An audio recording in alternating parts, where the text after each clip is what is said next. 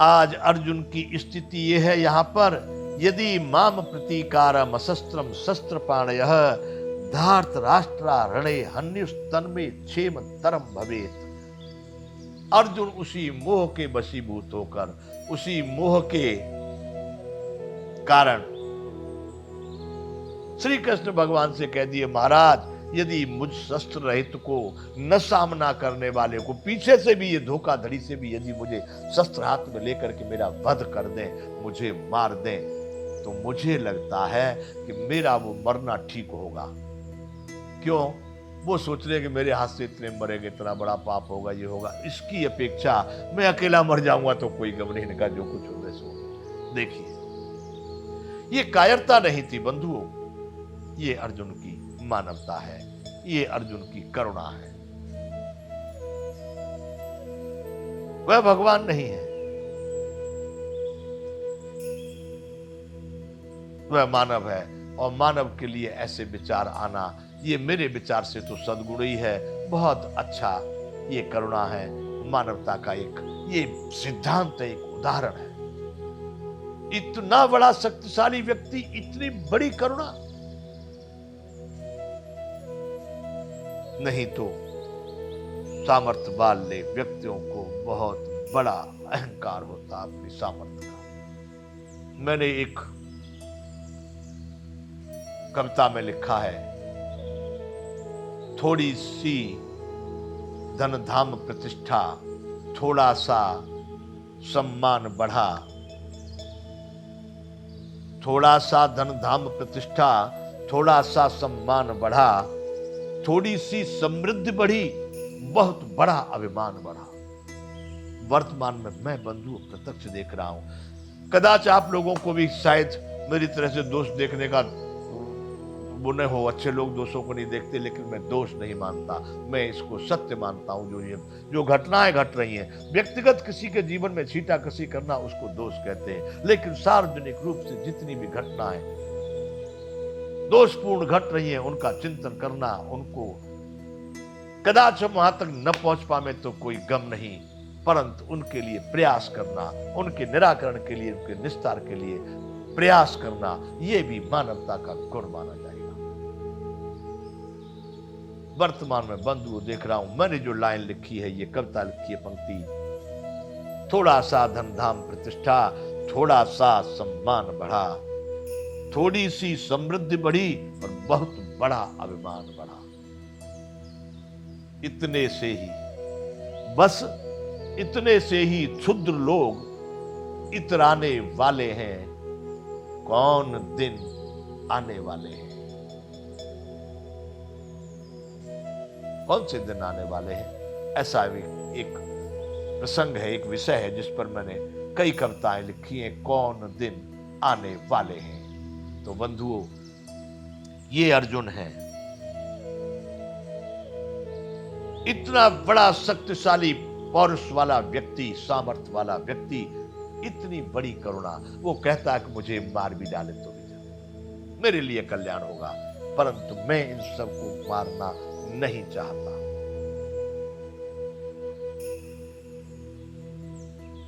इतना कहकर फिर अर्जुन जो है चुप हो जाते हैं, मारने की बात वो समाप्त कर देते हैं।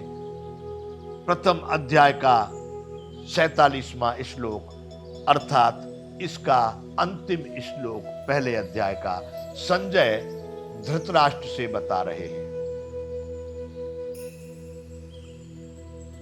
महाराज अर्जुन इतना व्याकुल हुआ, इतना करुणा से, शोक से युक्त हुआ। क्या किया अर्जुन ने? एव मुक्त्वार्जुनः संख्ये रथोपस्थ उपाविशत, बैठ गया। विसृज्य ससरम चापम शोक संविघ्न मानसः। हे महाराज धृतराष्ट्र, तुम्हारे पुत्र उसको निहत्थे को न सामना करने वाले को जाकर के मार भी डाले, ऐसा अर्जुन कह रहा है। मेरे लिए वह मरना भी कल्याणकारक होगा, परंतु अपने स्वजनों को, अपने लोगों को मारकर फिर राज्य भोगना या सुख भोगना मुझे स्वीकार नहीं। ऐसा कहकर संजय कह रहे हैं, महाराज रणभूमि में शोक से उद्विग्न मन वाले अर्जुन इस प्रकार कहकर बाण सहित धनुष को त्याग कर रथ के पिछले भाग में बैठ गए, रख दिया। जब वीरों के लिए धनुष बाण सदैव हाथ में रेडी, तैयार। हमको मालूम नहीं किसने चित्र बनाए होंगे, किसी ने देखा या न देखा भगवानों को या उन महापुरुषों को, उन पूर्वजों को, परंतु हमारे यहां भगवान राम का जब आप देखेंगे, कहीं भी चित्र देखेंगे तो धनुष बाण उनके हाथ में बिल्कुल रेडी, तैयार एकदम। कम ही ऐसे उनके चित्र होंगे जिनमें धनुष बाण उनके साथ न दिखाया गया हो। कल्पना करने वाले भी, चिंतन करने वाले भी, या जिन्होंने प्रत्यक्ष समझा हो, देखा हो भाव से, उनका भी विचित्र लीला है। तो धनुष बाण त्याग देना युद्ध क्षेत्र में जाकर एक छत्री को, और जिसके ऊपर उस युद्ध का संपूर्ण आधार है। कहते हैं भीष्म पितामह द्रोणाचार्य बड़े बलवान थे, लेकिन कौरवों के उस महाभारत के युद्ध का प्राण था कर्ण। इधर कहते हैं अर्जुन। बंधु, ये भी बड़ी विडंबना है हमारे भारतीयता में या ग्रंथों में या इतिहासों में, शास्त्रों में। इस बात का भी चिंतन करते तो इस विषय पर एक पूरा ग्रंथ लिखा जा सकता है, केवल अर्जुन और कुंती और कर्ण की कहानी पर। कैसा विडंबना! कुंती माता की भूल है, समाज की भूल है, व्यवस्था की भूल है, नीतियों की भूल है। अंतिम कुछ न कुछ तो है। इतना बड़ा विषाद खड़ा हुआ, इतना बड़ा विवाद जहां पर उत्पन्न हुआ, वह विषय यहां नहीं है। यहां हम श्रीमद् भगवद गीता का अध्ययन कर रहे हैं, इसलिए हम कहना चाहते हैं।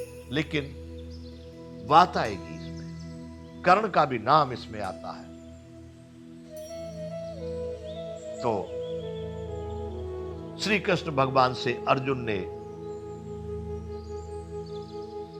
मुझे मार भी डाले तो भी मेरा कल्याण होगा महाराज, ऐसा कह करके धनुष बाण को त्याग दिया, रख दिया।